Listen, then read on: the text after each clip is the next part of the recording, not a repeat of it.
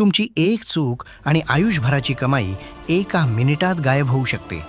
तासगावच्या शीतल जाधव मायनीला जाण्यासाठी विटा बसस्थानकात आल्या. दुपारी 1:15ची वेळ. बस आली, गर्दी झाली आणि याच गर्दीचा फायदा घेत चोरट्यांनी त्यांच्या पर्समधून तब्बल 1,38,000चे दागिने लंपास केले. यात 28 ग्रॅमचे सोन्याचे मणी मंगळसूत्र आणि 18 ग्रॅमच्या सोन्याच्या बांगड्या होत्या.